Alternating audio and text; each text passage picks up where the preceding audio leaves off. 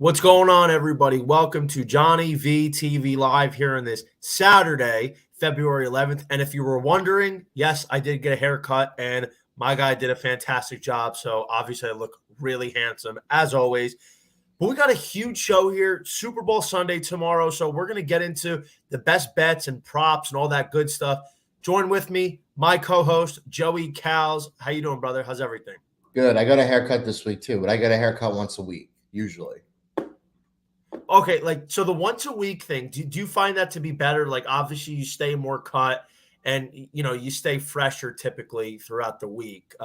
Have you found that to be a better strategy than kind of going 2 weeks and not spending so much money? Because haircuts are getting expensive nowadays. They are getting expensive, but then you got to tip your barber. There are times though where I kind of wish it was like a little bit longer, but problem is when you get into a routine and your barber gets into a routine, there's that expectation that you're going to go every week. So like on days, it doesn't have to be like Tuesday to Tuesday, Wednesday to Wednesday, right? But like I will get a call from my barber, like asking me, "Oh, where are you?" You know what I mean? And then I feel guilty if I don't go on that day or if I don't go the next day. So as of this point, we've been doing it every week now for a while, for well over, I'd say a year and a half. Unless he's gone on vacation or I've gone on vacation or something, then there's a little more space in between. Yeah, I've been going to my barber probably since I was in high school. So like I started getting my hair cut by this guy in 2010, and I went to somebody else for like 5 years. So like because he stopped cutting hair, but then he resumed it, opened up his own shop. It's beautiful, and I gotta go all the time. Like sometimes it's I live in Connecticut. I live in Stamford, and it's down in Jersey by my home. And obviously, I'm not always able to get a haircut at the snap of a finger. Have to always make an appointment. It's a pain. But Joe, we have the Super Bowl coming up tomorrow. And before we get into the game, let me ask you this, because on my new debut show for Bet Karma, Breaking Bet last night with Brad Thomas, great show, great way to kick it off. We kind of discussed the same thing. I feel like in the last few years, at least me personally, I knew who was going to win the Super Bowl. I had no doubt in my mind. I was like, the Rams were winning last year. The Bucks were winning a couple of years ago. The Chiefs were going to beat the Niners, even though we wanted the Niners, right? This one I think is completely different. This is a true toss-up because there's a couple different variants that, depending on what happens, could tip the scales dramatically. Do you feel like this is one of the most difficult Super Bowls to predict in recent years? Yeah, I think so. I think this is very 50-50. And I think last year the Bengals held that lead. But again, it felt like the Rams were the better team, and ultimately they ended up winning the game. The year before, the Chiefs were hurt. They couldn't protect Mahomes. And I think a lot of people realized that the Bucks, heading into that playoff run, were a lot more talented than people thought. I mean, you look at that Bucks team in hindsight; they're like an all-star team. They had Godwin, Evans, Antonio Brown, Gronk, Leonard Fournette at the top of his game, a great offensive line, a defense that was healthy as hell. So that was easy to predict. The year before that, the Chiefs and the Niners was a little bit of a toss-up, but a lot of people leaned to the Chiefs because of Mahomes versus Garoppolo. So I think the last true, I guess, toss-up would be Eagles-Patriots, right? Which was more than a couple years ago. And then obviously it was the Rams-Patriots game, but that was a stinky game, and a lot of people expected the Patriots to win that game.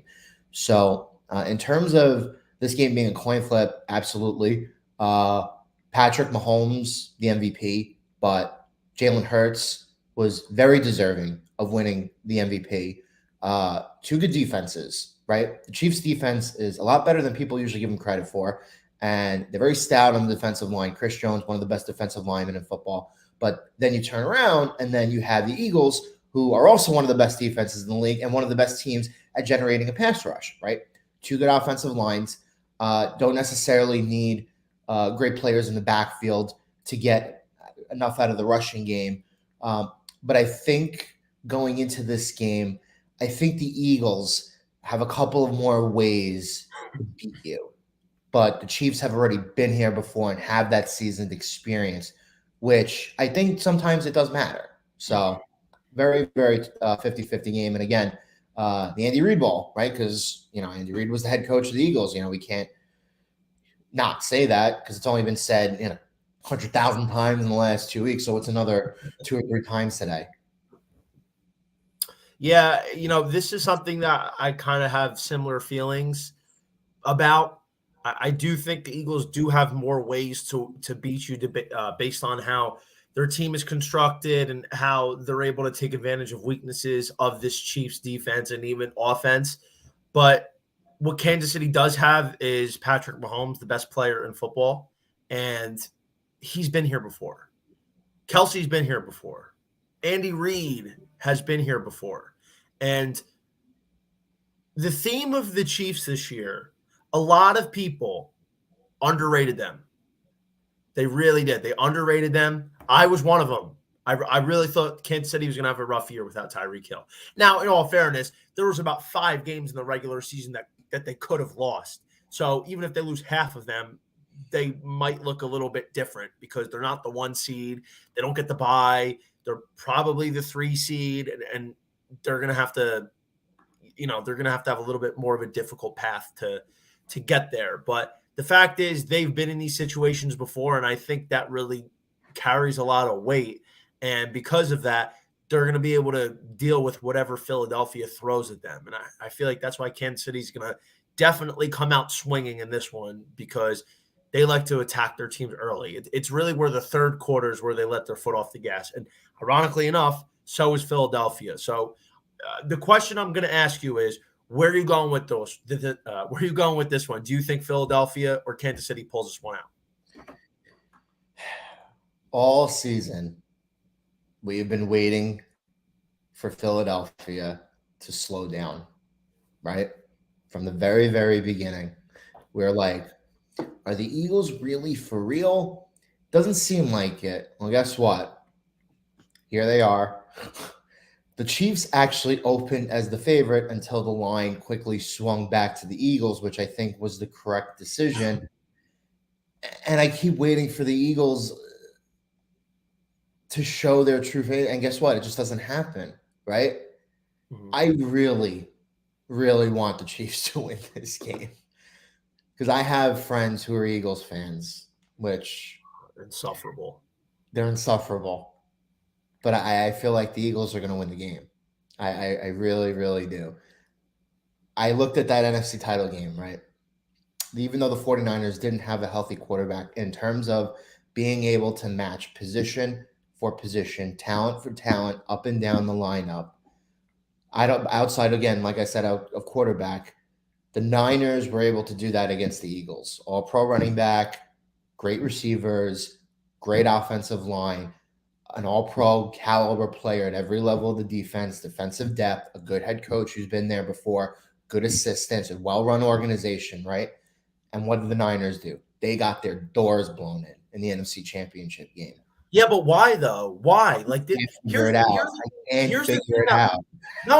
thing that bothers me about that. And everybody wants us to disregard this and not mention it. Philadelphia has been one of the luckiest teams. Look, in recent years, dude, look what their path was. Other than the Giants, they had the easiest schedule in the NFL. They barely beat. They have the best quarterback they beat this year was probably Kirk Cousins or Dak Prescott. I saw that too. Yeah, they didn't beat a lot of quality teams, if we're being honest. They finally run up against a wagon in San Francisco. They lose their starting quarterback, who's their third stringer. Now, I'm not making excuses because I thought Brock Purdy was going to go in there and have a good game and stick to the system, which is what they were doing and why he was so successful. But he gets injured. He can't throw the ball anymore. He's got to get Tommy John surgery, which I only remember Jake Delhomme maybe having to get Tommy John as a quarterback. Then Josh Johnson comes in, right? Which that game was close. What turned that game was the weird botched snap from Josh Johnson at the half. Yeah. That completely turned the game. Right. It was a 7-7 game right up until like the middle end of the second quarter. So after that game, it was tight. And then they're playing with Josh Johnson, right? And then he gets hurt. Like, he couldn't throw the ball anyway. And then Brock Purdy has to come back in. He physically cannot throw the ball. They finished with 18 attempts. And like, McCaffrey had a great game. So people are like, oh, well, San Francisco couldn't do anything. Like, they're so biased fans. I can't stand Philly fans. Like, just recognize how you won and just say, oh, you know what? We're lucky to have won. And not for nothing. Let's call it what it is. The refs really were all over on the side of Philly. That block punt was what put the nail in the coffin, which I thought he got a piece of it, but even if he didn't, the Eagles guy threw the Niners player into the punter. Devontae Smith on the first drive, that set the tone. Like, there was a lot of it doesn't accurately reflect the scoreboard. The scoreboard doesn't accurately reflect how the game went. And I think San Francisco's the better team. I really do. But how many times are we going to sit here and say, Philadelphia is going to be the better team? I really don't understand. People think that the Eagles are so much better than the Niners. Like, they can't recognize that they got lucky. But that's how Eagle fans operate. So, yeah, for that reason, I really don't want Philly to win. I really don't want them to win. But taking out my personal bias, I think I have to go with Kansas City here. Like, I do have a ticket on the Chiefs from before the playoffs started. But the main reason is what we talked about. Patrick Mahomes. You're getting him as an underdog in a situation he's been before. Nobody on this Eagles staff, outside of a couple guys like Fletcher Cox and a couple of the linemen, have been in a situation like this. Like, yeah, Jalen Hurts, Devontae Smith, they played in national championships. That's a big moment for sure. But we've seen a guy like number 15, a coach like Andy Reid, be in this exact moment. So I think I have to go with their side. And I'm going to say this, obviously. If the Chiefs can't block the Eagles front seven, they have no chance of winning. But if they put up a good fight and they keep Mahomes upright, I think they scored 24 points. And I think 24 might be enough to win the Super Bowl this year. Okay, so now we know what you're leaning there. Yeah, so again, been burned by the Eagles a lot this season, right? The line here right now is 1.5, and it stayed at 1.5. It opened and then it went to 1.5, and then it's basically stayed that way the whole time. It has not budged off that total. Here's how I feel about this game. If you believe the Chiefs are going to win, right? I believe that at some point Mahomes is going to have to try to match score for score, which he's capable of doing. And I think the more likely scenario is that the Eagles go up again and that Mahomes has to come back and eventually win the game, right? So because of that, I feel like if you do like the Chiefs, I like leaning towards the over, right? Mm-hmm. I like the Eagles. Why do I like the Eagles? Because I think they have a lot of different ways to beat you. More specifically, I think Hurts on the ground, Miles Sanders on the ground, right?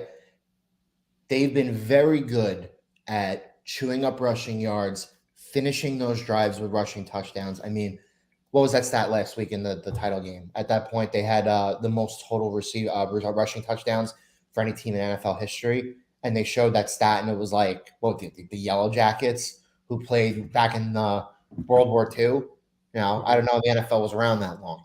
So they have a lot of different ways to beat you, but they're awesome chewing yards up on the ground, right? So I believe that if you like the Eagles in this game and you think they're going to be able to run the ball, and I think they're going to be able to run the ball. I don't know if they're going to be able to throw 200 yards on the ground on the Chiefs, but I think they're going to efficiently run it enough. So if you believe that, right, and you believe that they're going to kill clock, I'll lean with the under here. And if you're willing to bet the Eagles at -1.5, and you like them to win the game and you believe that's the game script, how it's going to go, then I think it could be a wise investment for you to bet them down a little further, try to get a little more value out of the spread bet, and then maybe parlay it with something else. Because as of now, I'm seeing a FanDuel, what -1.5 is -110 still, right? Basic. If you like him at 1.5, you should like him at 2.5. You should like him at 3. Now, 3.5 might be a little bit of a big boy bet, but I think I could see this game being 24-20 Eagles. After all that, I could see Hurts punching it in once, Sanders punching it in once, right? I feel like this game for the Chiefs, a couple years ago when they played the Bucs in the Super Bowl, they that game got away from them relatively quickly because they were able to move the ball to midfield and they really couldn't do much more outside of that. But that's because they had key injuries to the offensive line and everything kind of seemed to go into disarray that last game before that 2 week period before the Super Bowl. I think this is a little bit different here. Both teams, for the most part, are relatively healthy. So I don't know if this is going to be as one sided as that game was. So that's the only thing that gives me pause here. But I like the Eagles in this game. I like them with the spread -1.5. And again, if you like the Eagles and you think they're going to be able to run the ball, I think it's a wise investment to try to see if you can adjust the line total in this game. Now, I don't know if it's going to be a 2-score game, but I do think just like every game script that's played out with the Eagles this season, it feels like they're going to go up at some point in this game. It feels like they're going to grab a lead. At that point, will Patrick Mahomes be able to come back? He's done it before, right? So if he burns you, well, congratulations. That means you don't have to hear Eagles fans celebrate. But I kind of like the Eagles in this game. And right now I'm seeing -3.5 for +128 on FanDuel. I really do think it could be in your favor to adjust the spread. But if I like the Eagles, then I like the under. So I like under 50.5 because I think this game won't get out of, say, the low to mid 20s, right? Even if it's 27-23, like the Steelers Cardinals Super Bowl was, well, you're kind of right at that total and you're still under by a half a point, right? So that's the kind of game I expect here. Okay. Listen, I personally think that's, it's reasonable. It's possible. I'm just going to go with Kansas City. Here's the thing that I would look out for. And I've mentioned this several times. The Eagles' 3 losses this year all have one thing in common. The opposition has run the ball at least 30 times on them. They are 2-3 this year when a team runs the ball at least 30 times. The 2 wins were against Houston and Chicago, 2 of the worst teams in football. But both of those squads had Philly on the ropes. So if they were better, they might be able to finish those games. Now, I think Kansas City's they're not a team that typically runs the ball 35, 40 times. But I think they should consider pounding the rock a good amount this game. I think they should go run heavy-ish, but obviously take their shots with the pass game. Because what I'm thinking is, as good on paper as Philly's secondary is, it's the number 1 pass defense in football. But to me, Philly's on paper rankings of their defense is very similar to the Bills last year. And the Eagles' corners like to gamble a lot. Darius Slay, Chauncey Gardner-Johnson, James Bradbury. Those guys like to jump routes and take chances. Now you got guys like, Juju and Kadarius Toney and Sky Moore. Those kind of guys are not elite receivers. Are not what the Niners had. But where there's a real advantage, I think, is with Kelsey, obviously.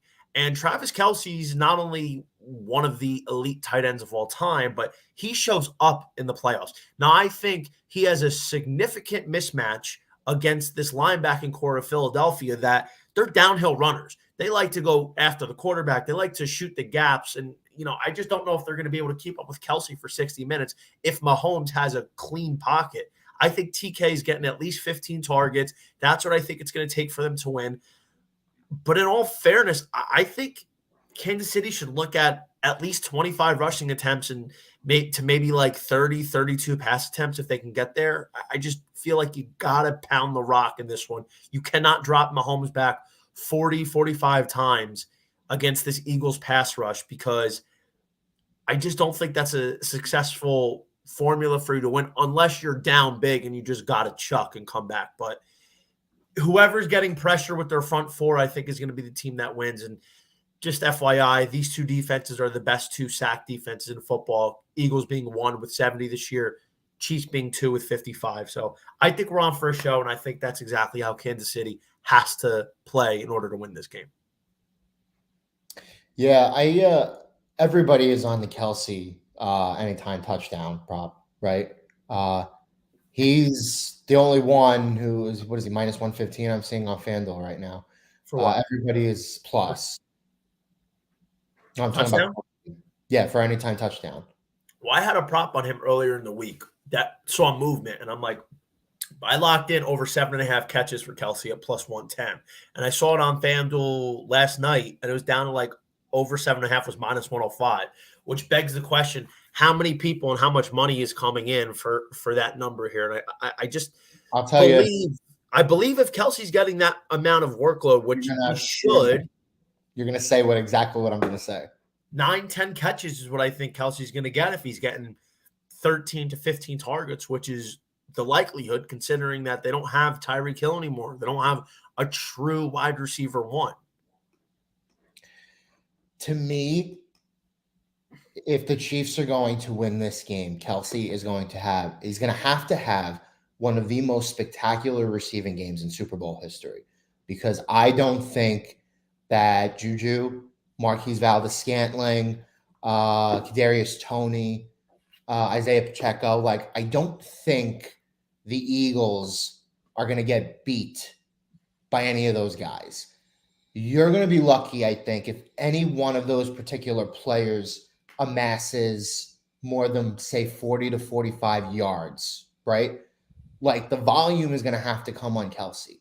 Like, Kelsey's going to have 10 or 11 catches, 120, 130 plus receiving yards, possibly a touchdown, possibly 2 touchdowns, right?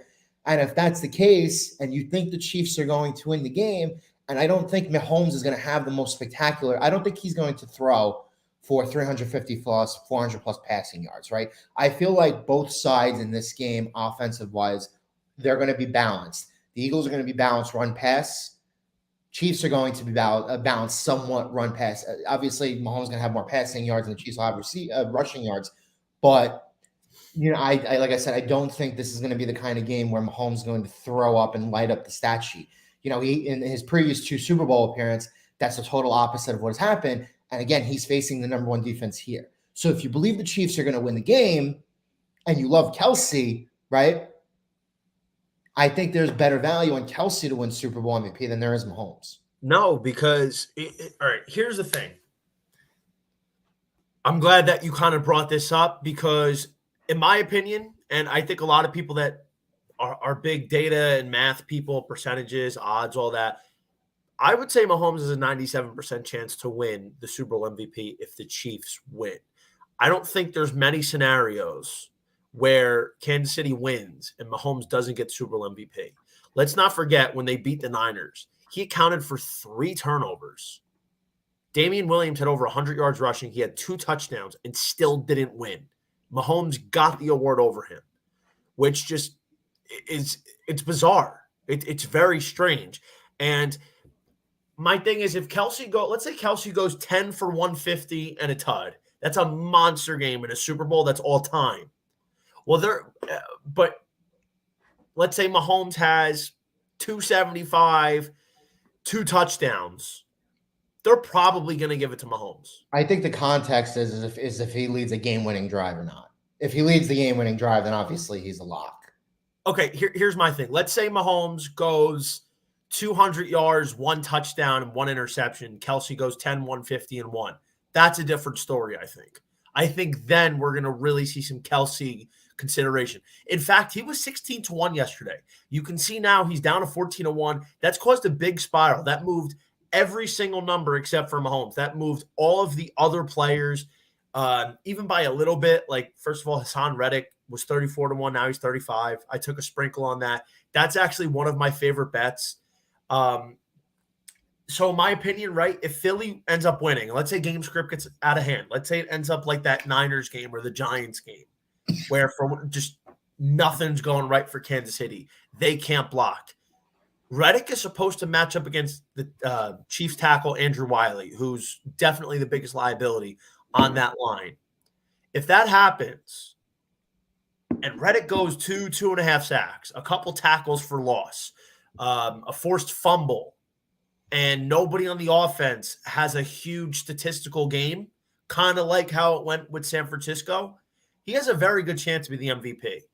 Now, I think realistically, he's probably has about a 10%, maybe 12% chance to win the award. But there's still a chance that there is a path for this. It's something I would probably put 25, $50 on.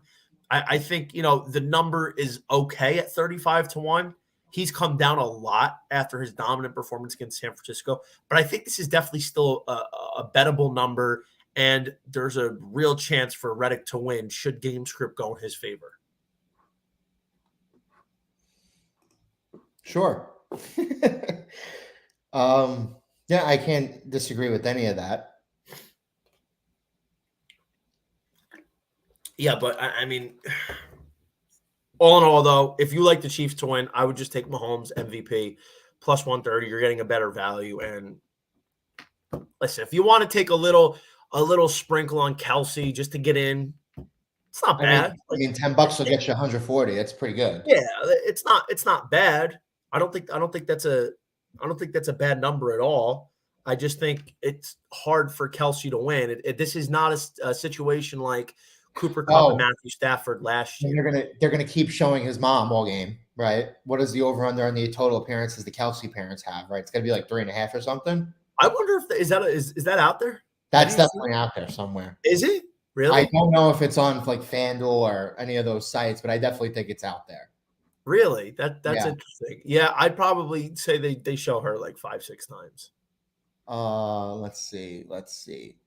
While you find that, I'm going to talk about some of my favorite prop bets. So we already talked about Kelsey, talked about Hassan Reddick. Love Devontae Smith over 63.5 receiving yards for a couple reasons. First of all, in the last 6 regular season games, he cleared 64 yards. He's going to be getting a lot more favorable coverages while Kansas City's looking to defend A.J. Brown. Brown's going to be seeing brackets, doubles. Smith probably going to see a lot of one-on-ones, a lot of mismatches. And Kansas City also is bottom 12 in yak allowed to receivers. So I think Smith is really looking like the guy who could be a sneaky breakout in this one. And I think if Jalen Hurts is going to be throwing the ball 30, 31 times, because I think definitely the weakness of this Chiefs defense is their secondary. Devontae Smith's a guy to go off. He's a candidate to have a breakout game. Yeah. I don't like anything a lot like that's of too much of value. But again, like I said before, if you believe that the Eagles are going to be able to run the ball and run the ball effectively on the ground, I like Miles Sanders over 61.5 rushing yards. I also do like Patrick Mahomes over 19.5. I feel like that number is way too low. And even though it's minus 104, like I said, the props are those things where you pick 2 props like that you really, really like that maybe don't have like a lot of value to them, and you put them together, and now all of a sudden you got plus money, right? So I definitely do believe that the Eagles will be able to bottle up most of the typical stuff on the ground, and that's going to leave Mahomes to be the master scrambler, the master improviser. I think he breaks off 2 or 3 of those long, like 8 to 10 yard runs, and right then and there, you're there. Trying to look at TD score props because I like your bet of Devontae Smith too. I think this is going to be a relatively balanced game. I don't think A.J. Brown's going to have a significantly like game-breaking type of game. I don't think Devontae Smith's going to have a particularly game-breaking type of game. If you're looking at TD scores, I think you're better off looking to Dallas Goedert plus 180. I think you're better off looking at some of the long shots, right? Boston Scott doesn't score against anybody in the Giants, so you could throw him out. I do like Watkins a little bit at plus 800. These games get wonky, right? And there's no guarantee that we'll see the Philly special again per se, but there's always that one off the rails play that a team tries when they get to the red zone in this game. Last year, if you can recall, the Bengals' first touchdown of the game was a mix-in throw to Higgins. So even though it didn't have really any of the sexier long shot names, it always seems like when you get into a first and goal situation here in the Super Bowl, either one of these teams will break out a trickery kind of play or a play that they don't normally bring during the regular season or earlier in the playoffs, right? So they always save something for the for the Super Bowl. So I think the team more likely to do that in this case might be the Eagles. And if you like the Eagles, special teams and defense, and Mahomes has already coughed up multiple turnovers in Super Bowl games before through 2 picks against the Niners, coughed it up a couple of times against the Bucks. Maybe you like a Philly defense or special teams score that's plus 750. Again, that's if you really want some value. I mean, it's definitely a crapshoot when it comes to touchdowns scored because there's a lot of different variances, as we know. But 3 guys I think have a very high chance to score, and I really like. I love Kelsey to score. I love Jalen Hurts to score. I think we've just seen that anytime they get inside the 5-yard line or the 3-yard line, whether it's an option or he's just jumping over the pile, he's getting in. I think he had 13 rushing touchdowns this year. I want to say 10 of them were from inside the 5-yard line, which, would bode well for him if you're looking there. So Kelsey and Hurts, and then I also love Devontae Smith at plus 180. So Kansas City secondary has allowed the second most touchdowns this year to wide receivers. So, obviously, A.J. Brown is a prime candidate. So I don't hate Brown, but I would think Devontae Smith has a very good chance. He's just been manhandling corners because he's just impossible to cover, especially one-on-one. And, the Chiefs are likely going to have the rookie Trent McDuffie on him. And I think I would definitely give Devontae Smith a huge decisive advantage. So I really think there's a lot of touchdown eligible players here. I got something for you. And this was something that was also thinking about, right? Think back to the early in the NFC Championship game, that Devontae Smith catch. If you like Devontae Smith to go against that Chiefs secondary, which is very likely, player to record the longest reception of the game, Devontae Smith plus 350 right now. That's pretty interesting. That's good value, I think. So I might sprinkle in a little touchdown parlay here. Just anytime touchdown score parlay, I'd probably look at Kelsey, Hurts, Devontae, maybe Miles Sanders. My thing is, I don't know between A.J. Brown and Devontae Smith, I would probably say no to both of them scoring. I think it's one or the other. And, A.J. Brown's obviously, he's an animal, right? He's like little Julio Jones. But I just think Devontae Smith is very likely to get a touchdown on a long score, maybe like a 30-yard touchdown score, beats his man, blown coverage, something along those lines. And, I think there's a lot of fun. I'm not saying a lot of value because it's a total crapshoot, but it's fun to do touchdown prop scores. And I think we're looking at key guys here like Kelsey, Hurts, Devontae Smith. I think there's a realistic chance that a lot of these guys get into the end zone. Yeah, absolutely. Listen, there was that bomb last year to Higgins from Burrow, right? And in the Super Bowl, it always seems like there's that one really, really, really long pass. And the team that's more vulnerable to that would be the Chiefs. And the team more likely in this game to beat you via long pass is the Eagles. And it would likely be either A.J. Brown or Devontae Smith. So right now, I feel like it's a 50-50 proposition between the both of them. It's a coin flip. But if you want to sprinkle a little money on both, I don't think that's a dumb idea either. Yeah, I would agree with that. Last one I have is interesting. So I haven't checked on it lately, but I gave it out earlier this week on Monday. The sack total for the game for both teams is set at 5.5.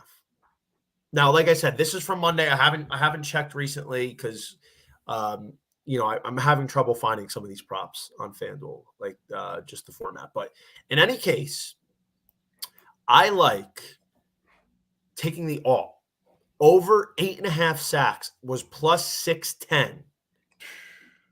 That sounds like a lot, right? No. When you think about it, 3 out of the last 7 Super Bowls featured the quarterbacks getting sacked 9 times or more. Jalen Hurts, he's been sacked 38 times in 15 games. Mahomes, he was only sacked 28 times in 17 games this year, but there were times where he was sacked 3 or 4 times in a game. In fact, every time Mahomes was sacked at least 3 times, including the postseason, the Chiefs either lost or came close to losing in all but one of those games. one of which was against Tampa Bay. So I think that's obviously the formula, and we have two teams that led the league in sacking the quarterback.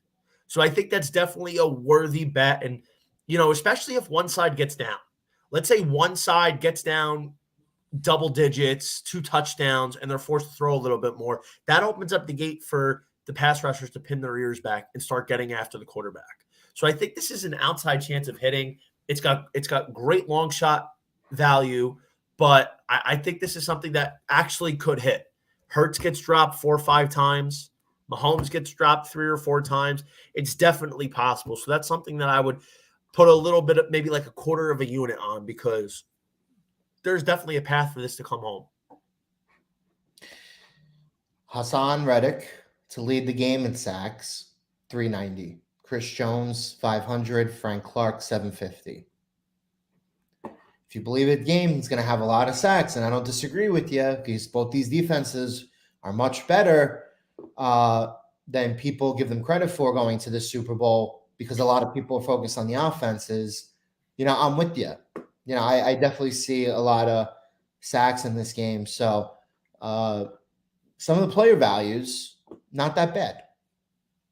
Yeah. I mean, listen, I think this is I think it's a very interesting take. So I'm going to keep my eyes open for this and probably just do a little bit of a sprinkle here. But before we get to our best bets, or the Gambling Guinea's best bets, let's talk about something real quick. We got to sign up for Bet Karma to get unlimited access of pristine betting and fantasy analysis and picks.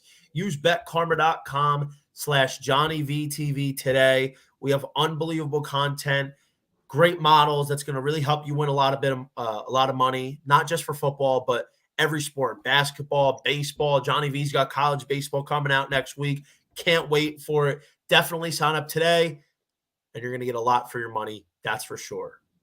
So, Joe, my favorite time of our podcast here, Gambling Guinea's best betting trends. We're going to do Kansas City Chiefs money line at +105 and Mahomes MVP at +130. I have to side with Kansas City. I can't not take Mahomes as the underdog, even though Philadelphia, their team is constructed. They're deep. They have a lot of playmakers across the board. But I just think Mahomes, Andy Reid, they've been here before. They're going to be able to make one more play than Philadelphia does. I see this coming like a Cincinnati Bengals, Kansas City Chiefs game down to the wire. And because I think the Chiefs are going to win, I like Mahomes at +130 for the MVP. I'm still on the Eagles. So if I'm looking at MVP odds, I was looking at Devontae Smith before. I was looking at Miles Sanders before. Unfortunately, though, it feels like if whoever's going to win this game, it feels like it's either going to be Mahomes or Hurts, right? I mean, they've been the two storylines all year. Basically, when you're looking at the MVP, like I said at the top, even though Mahomes won the MVP, Hurts had a legitimate case for it. He was very good this year. 35 total touchdowns, 22 pass, 13 on the ground. Led the offense that had the most rushing touchdowns in NFL history combined. So, I mean, it feels like it's either going to be Mahomes or Hurts. And there are a lot of other storylines with Mahomes and Hurts and the accomplishments and everything. But if you're looking for an alternate player with the Chiefs, it's like I said, I like Travis Kelce a lot. Feels like you're going to see his mom a lot throughout the game. It feels like in terms of game script, not just in game, but outside of game, favors the Kelce brothers. Obviously, they'll never give Jason Kelce a lineman Super Bowl MVP, but if Kelce has a huge, huge game and Mahomes kind of has like 240, 250, 2 touchdowns, but he throws a pick and he doesn't really lead the game-winning drive, and he's kind of in the game, and Kelce's the difference maker. There's a path for Kelce to win Super Bowl MVP. And I think if Hurts doesn't score, if he scores thrice, I think, and the Eagles win, I think Hurts gets the MVP. But if he scores only twice and the Eagles put up 24, 27, and it's kind of like spread out, and there are pathways for other guys to win the MVP award. But I'm rooting for the Chiefs. So, well, let's hope so. Joe, it was an absolute pleasure. It's going to be a good time. We're gonna hang out Sunday. We got big plans going on. We're definitely gonna take some picks. We're gonna give out give out our picks again for anybody that may have missed it. But next week, dude, college baseball. Let's just take a moment here to enjoy the fact that the best sport on the planet will be returning. Like I can't wait. I absolutely cannot wait. Tennessee Volunteers, 8 p.m. Eastern time against Arizona. Little tournament to open up the season. We're going to be hammering those Vols. That's for sure. Thank you so much for tuning in. You can follow us on Twitter. I'm at _JohnnyVTV. He's at JCalabrese1. Best of luck this weekend with your Super Bowl picks, and we'll see you next week getting ready for the college baseball season.